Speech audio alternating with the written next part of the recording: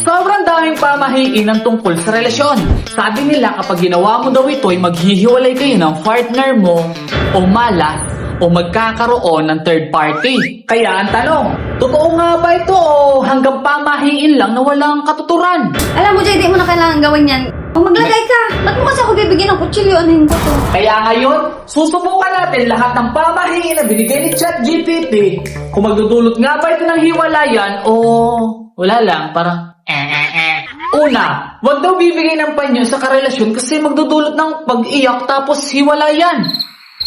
Meron ako ditong panyo at susubukan nating ibigay ito kay Angelica kung iiyak ba siya or maghihiwalay kami after ilang days.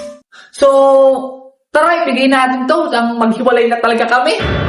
Sana totoo itong pinagsasabi ng pamahiin na to kasi gusto ko na talaga makipaghiwalay sa kanya eh. Hindi ko lang alam kung paano pero gusto ko na!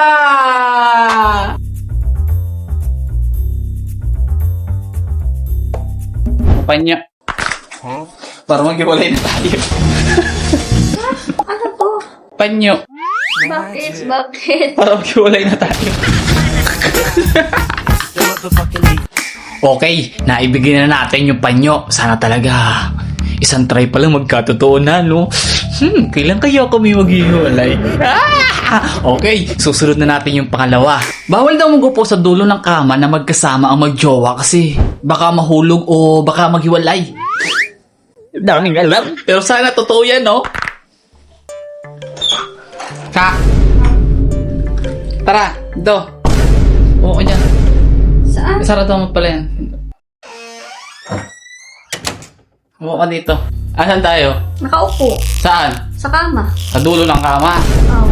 Para maghiwalay na tayo. Huh?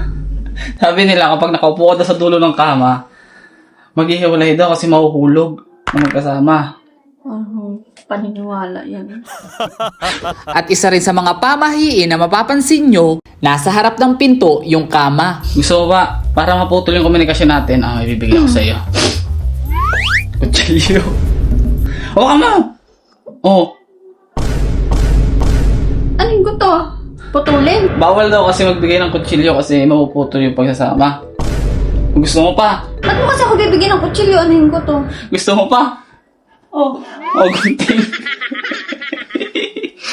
Alam mo, Jay, di mo na kailangan gawin yan. Maghiwalay tayo kung maghiwalay. Hawakan mo lang. Anuhin ko to? Para maghiwalay na tayo. O, tapos? Wala na, gusto ko na. Edi go? Yan lang? Meron pa. Ano? Di ba wala kang problema sa akin sa babae? Oh. May problema ka ba? Wala. Oh, sabi nila, pag may babae daw sa gitna, mag-focus daw ng third party. O, maglagay ka. Tara, magpa-picture tayo kay Brenda tapos kay Maris. Kay Brenda na lang. Saan? Nalabag ka saan? Wala naman yan. Bilis, sama ka sa amin, oh. Mag-selfie tayong tatlo. O, dito ka sa gitna. Ito sa gitna. Gitna ka. Gitna ka. Isa ba? Mamamatay ka na, nasa gitna ka eh. Naniniwala ka dun? Huli pala lang kung yung mga sinasabi, pag kinukutuhan daw, yung nasa gitna, yun ang mamamatay.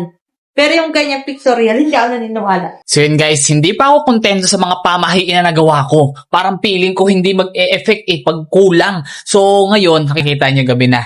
Sabi sa mga pamahiin, kapag sabay doon nagupit ang magjowa ng kuko, malas sa relasyon. Kaya ngayon, aakitin natin siya.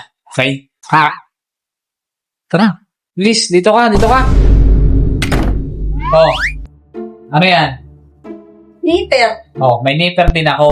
Okay, ang gagawin natin, magputol tayo ng kuko sabay, ha? Sabay, ha? 1, 2, 3. Yan, isa pa. Oh. Hindi pa talaga yan. Pa, diba? Diba? Ano naman yan? Bilis, magsunod ka na lang. Sandali. Nahikirig na ako sa iyo. Okay? Sasunto ko na kami. Ano ba ito pinapagawa dito? Oh, sabay natin bubuksan, ha? 1, 2, 3, go! Oh. Kala ko may pera lalabas. Okay.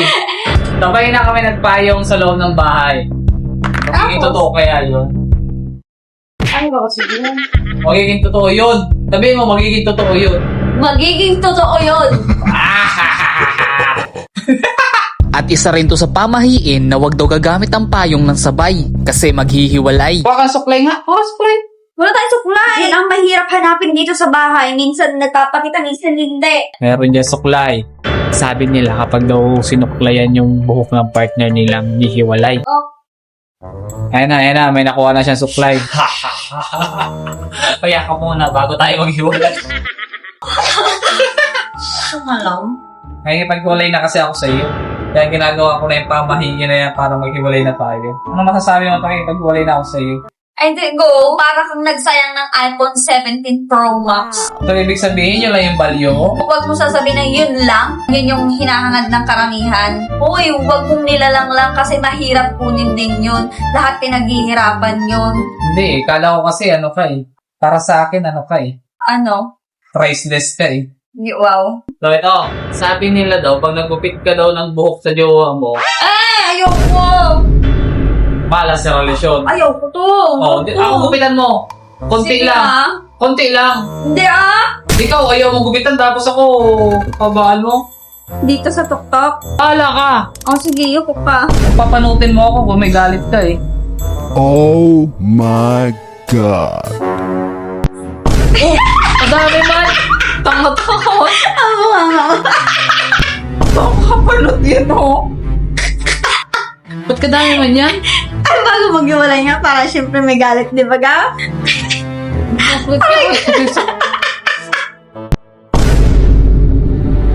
Sabi mo, bala ka kung panutin mo. Sabi mo. Kung may galit ka, Ay, may galit nga. Bakit ba? Oh, may galit tingnan mo, di pang tayo. Tingin. Wala man, Eh, di ba koko. nalata? Hindi halata. Ano ka ba? Para lang tayo nagbawas. Ako naman. Ay, ayoko.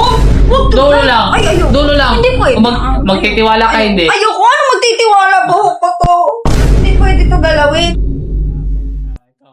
Walang tiwala sa akin. Hindi kasi ayoko. Hindi ko naman siya- Inamin buhok ko. Ginagalaw. O, yan. Lahat ng pamahiin ay hindi magdidikta sa kinabukasan ng isang relasyon, kundi ang pagmamahal, respeto, katapatan at gabay ng Panginoon. Mas mabuting ilagay natin ang tiwala natin sa Panginoon at huwag din natin gawing ugali ang salitang wala naman mawawala kung susubukan dahil hindi lahat ng bagay ay dapat subukan. Minsan, ang pinakamagandang desisyon ay piliin ang tama at ang naaayon sa kalooban ng Diyos. At kung sakaling dumating yung panahon na maghiwalay kami, hindi yun dahil sa pamahiin, kundi hindi na kami sumusunod sa kalooban ng Diyos. Last!